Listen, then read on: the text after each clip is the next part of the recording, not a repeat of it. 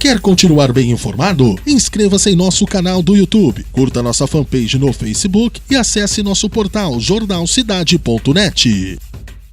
Natália, nós conversávamos aqui antes do início da entrevista que hoje as pessoas estão mais alertas em relação ao que elas consomem no dia a dia. Há uma preocupação em relação à qualidade da alimentação? Hoje bastante gente acaba me procurando, não só pela questão estética, né?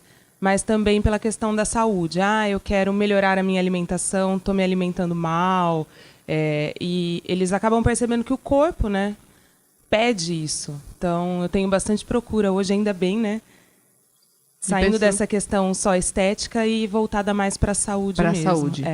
E nesse caso, as pessoas, elas te procuram, muitas vezes elas te procuram ainda sem informações, ainda existe muito engano em relação à alimentação, ao que é bom, ao que não é. Existem muitos mitos, né? Às vezes elas me procuram relatando algumas coisas que realmente é mito, muita coisa que vê na mídia, né? E nem sempre é uma verdade absoluta o que aparece na mídia, né? Pode ser que uma dieta que lançou, todo mundo quer fazer. Só que não serve para todo mundo, né? Então, é legal ter um acompanhamento individualizado, porque aí, junto com a nutricionista, você vai traçar todos os seus objetivos, ela vai ver qual que é a melhor estratégia nutricional para você alcançar o seu objetivo. Então, não é que igual para todo mundo. Uma dieta da moda pode não ser boa para o meu organismo. Sim, com certeza, né? Tem aí como exemplo que a gente estava conversando o jejum intermitente. Então, lança lá nas redes sociais que eu emagreci 10, 15 quilos em um mês com um jejum intermitente. Mas pode não ser a estratégia mais indicada para aquela você, pessoa, por exemplo. Exatamente. A longo prazo pode trazer problemas. Sim, se não for acompanhada por um profissional capacitado, pode sim. É como, por exemplo, a questão do consumo de proteína, né, que hoje também está em alta. As pessoas estão consumindo muita proteína, mas dependendo do organismo, pode ser prejudicial também, né? O ideal mesmo é você procurar um profissional capacitado e o profissional ele vai fazer toda uma avaliação com você, vai coletar dados, né? Vai fazer uma anamnese, uma avaliação antropométrica, vai coletar como que é o seu cotidiano, a sua alimentação, quais são os seus hábitos. E ali, junto com o paciente, traçar qual que é a melhor estratégia, o melhor caminho para se seguir, né? Agora, quando a gente fala em saúde, né, na questão dos alimentos funcionais, a gente pode melhorar bastante a condição do organismo através dos alimentos? Pode. Inclusive, os alimentos funcionais, eles são caracterizados por serem assim, além do valor nutritivo, né, que ele traz, ele tem alguma substância que traz algum benefício para prevenir alguma doença específica, né? Então, eu falo que muita coisa a gente consegue com os alimentos para melhorar a nossa saúde, né? A disposição, o ânimo, tudo muda. Exatamente. A gente pensa em remédio, né? Essas coisas. E às vezes os problemas de saúde estão ligados à alimentação? Com certeza. Uma pessoa que faz uma dieta rica em gorduras trans, alimentos industrializados, rica em sódio, ela vai ter ali um problema de saúde. A questão é que os problemas de saúde, eles aparecem a longo prazo, né? Então, não é assim, você come hoje e amanhã você vai ter alguma coisa. É questão de anos. Então, a gente acaba não vendo e não se preocupa, né? Então, ali, depois que você desenvolve uma obesidade, uma hipertensão, uma diabetes, então isso tudo pode ser que esteja relacionado com os hábitos alimentares da pessoa. E é possível reverter esse quadro? Em alguns casos, sim. Eu tenho alguns pacientes que chegam para mim com um pré-diabetes, por exemplo, né? Que a gente, ajustando a alimentação, equilibrando tudo isso, acaba até deixando de tomar a medicação, né? Então, são vários passos que o paciente tem que dar. Não é só a alimentação, né? Então, é uma mudança de estilo de vida. Tem questão de exercício físico também, que não pode esquecer, que é super importante nesse tratamento. A alimentação tem que vir acompanhada também do exercício. Com certeza, com certeza. Entre esses alimentos funcionais, tem alguns assim que você pode destacar, só para que as pessoas entendam como é que... Por exemplo, fibras, né? Fibras a gente encontra em verduras, em frutas, principalmente na casca, né?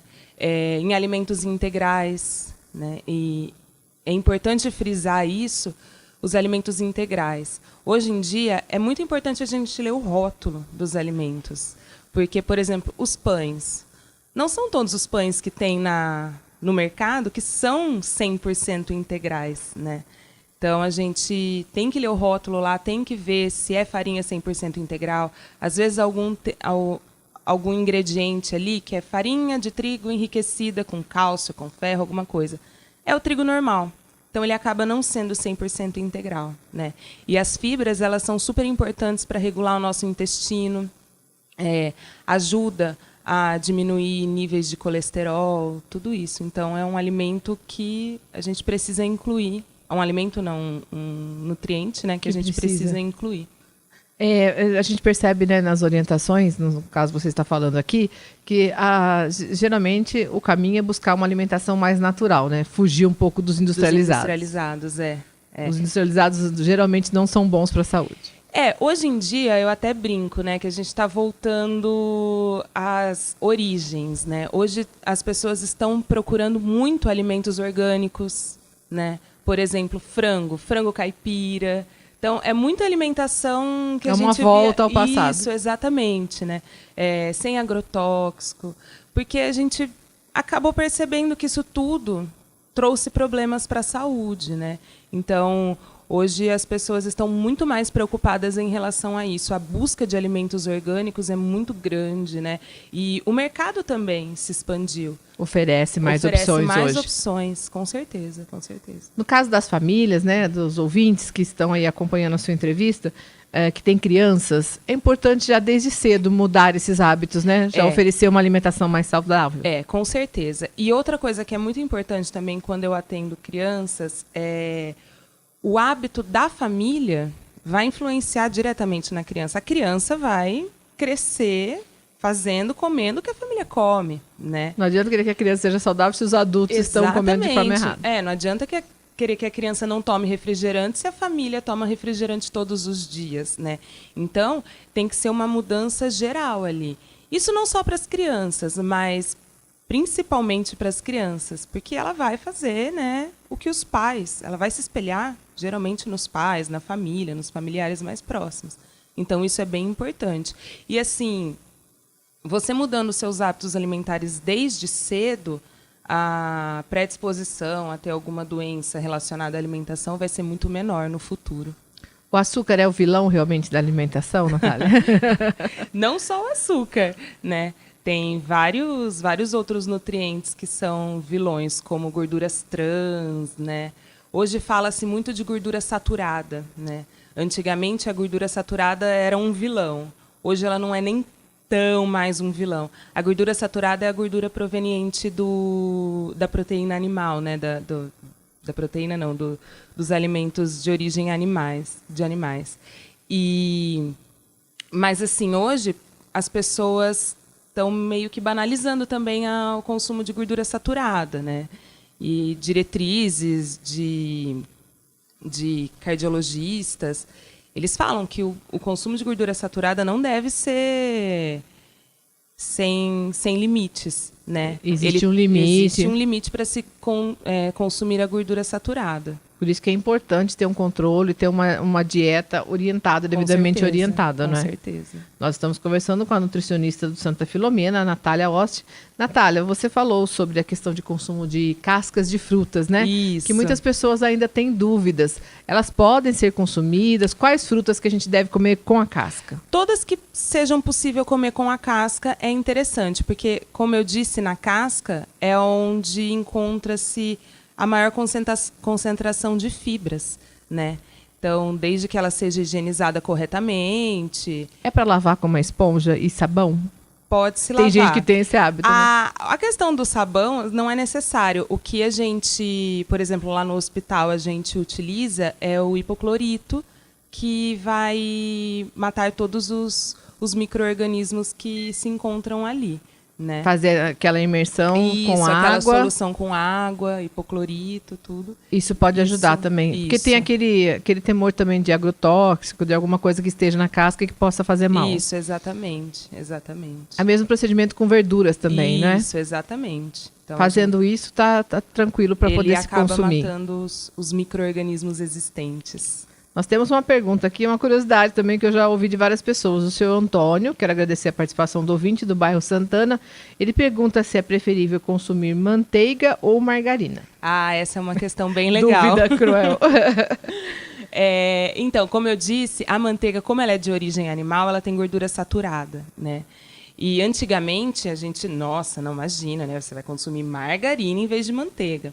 A margarina, como ela é de origem vegetal, a gordura dela, no processo que se transforma, no processo industrial que ela passa para se transformar em margarina, ela acaba produzindo gordura trans. E a gordura trans a gente não deve consumir de jeito nenhum, né? Então hoje já se fala que é preferível a gente comer... O menos comer pior é a margarina. A manteiga. A manteiga, desculpa. Isso, a manteiga em vez da margarina. Também tem os seus problemas ali, mas é preferível. Que a gordura saturada que também ela não deve ser boa, em excesso. Mas não deve ser em excesso. Tem que ter um limite para a gente consumir a gordura saturada. Então, manteiga seria o mais indicado. Sim. Agora, eu vou aproveitar essa questão de manteiga e margarina para te fazer uma pergunta também. Sempre aparecem na mídia pesquisas. Então, por exemplo, aparece uma pesquisa dizendo que é bom consumir o vinho, uma taça por dia. Aí daqui a pouco vem uma outra pesquisa que fala que não. Isso já aconteceu com chocolate, com outros produtos. Como é que as pessoas devem... Precisa tomar cuidado, né? Ao acreditar, ver se é uma fonte segura. As pessoas ficam na dúvida também. É muito importante quando a gente lê alguma matéria, alguma questão sobre alimentação, realmente ver a fonte disso, né? Para fazer minhas orientações, todos os meus estudos, eu só me baseio em artigos científicos. E ainda assim, os artigos científicos, às vezes, eles também têm esse, isso é bom, isso não é, porque são estudos, né? Então, tudo que eu oriento, todos os cursos que eu faço, né, é tudo um embasamento científico, são diretrizes, então isso é muito importante. Tomar cuidado, isso, né, com exatamente, com as fontes, né? E às vezes sai algum artigo científico, né, que ele não é isolado. Então tem vários outros artigos referentes ao mesmo assunto que também é legal a gente levar em consideração. Então, não é tudo que a gente lê. Deve acreditar. E nem passar a consumir 100%. Esse alimento, porque tudo em excesso faz mal, né? Tudo em excesso faz mal. Eu falo que é um equilíbrio, né? O pessoal, hoje, estão fazendo um terrorismo com a alimentação, né? Eu nunca mais posso comer chocolate, eu nunca mais posso comer fritura, hambúrguer. Não, tudo é um equilíbrio.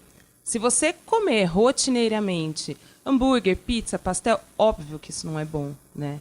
Mas, de vez em quando, não esporadicamente, isso acaba sendo saudável também, né? Porque o alimento está muito ligado à nossa vida social. Então, ao quando prazer, você radicaliza, acaba isso. Perdendo esse convívio social, né? Pode ser que sim, né? Agora, o ovo, por exemplo, ele foi reabilitado? Durante muitos anos ele era o vilão. Né? Justamente também pela questão da gordura, né? Então, como hoje fala-se da gordura boa, o ovo acabou entrando aí como muitas pessoas bonzinho, né? Voltaram a consumir ovos, né? Sim. Antigamente falava-se em consumo de ovos 2 vezes na semana, né? Hoje a gente sabe que pode consumir 2 vezes no dia, por exemplo. Né? Que não há problema. Isso. Agora, a carne vermelha, ela continua sendo recomendada com moderação? Olha, a carne vermelha, alguns pacientes eles me perguntam muito assim, eu estou querendo virar vegetariano. Lógico que cada um tem sua ideologia, seu modo de pensar, né? Mas a carne vermelha, ela é super importante porque existem alguns nutrientes nela que a gente não encontra em outros alimentos, como, por exemplo, vitamina B12, né? O ferro da carne vermelha, que é o ferro que o nosso organismo absorve imediatamente a hora que ele entra. Então, o consumo de carne vermelha é sim indicado. Lógico que as carnes que são menos gordurosas, né? Porque, por exemplo, você não vai comer uma picanha todos os dias, que é uma carne gordurosa. Um bife empanado, né? Com molho, queijo. Isso, exatamente.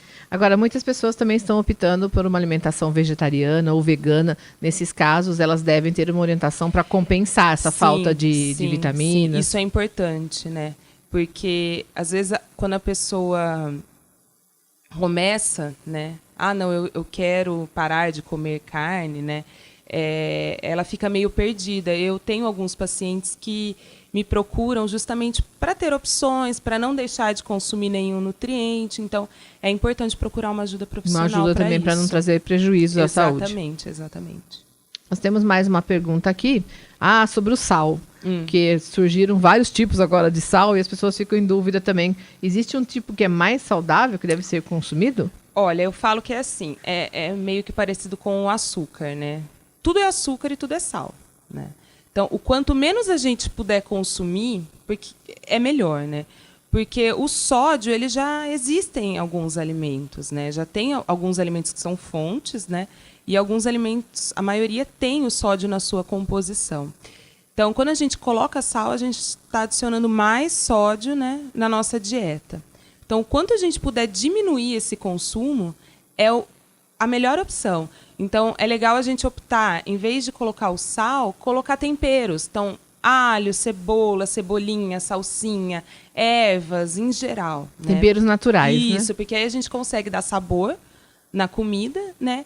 E não adicionar tanto sal assim, né? E entre os tipos de sal que existem, o tradicional, aí tem iodado, do Himalaia, não tem muita diferença entre... Então, depende. Por exemplo, o do Himalaia, eu vi algumas pesquisas, algumas coisas, que eles estão colocando corante no sal, né? Então, como que a gente vai saber qual que é o do Himalaia? Se é verdadeiro mesmo. Se é verdadeiro, se não é, né?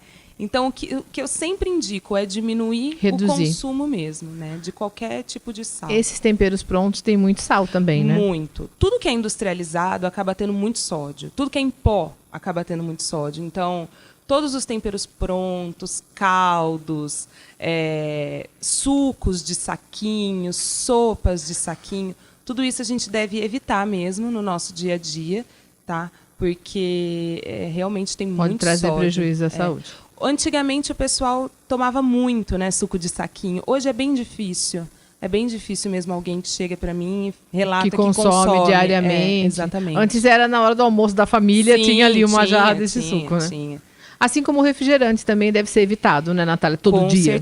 Com certeza. O refrigerante, quanto a gente puder tirar da nossa alimentação, é a melhor coisa. Mais algum assunto que você gostaria de destacar, de orientar para os nossos ouvintes? Eu acho que assim, a gente sempre deve buscar o equilíbrio de tudo na nossa vida, né? Como eu disse, tudo que é em excesso ou tudo que é muito radical pode trazer algum malefício, né, para a nossa vida. Então, o equilíbrio eu acho que é a palavra-chave, tanto na alimentação quanto na atividade física e a busca por um profissional capacitado. Isso é super importante para orientar. Não se deixar levar pelas dietas da moda. Agora a gente está chegando aí, o verão se aproximando. E a pessoa ter a consciência também, o que é super importante, que é mudar de estilo de vida, né?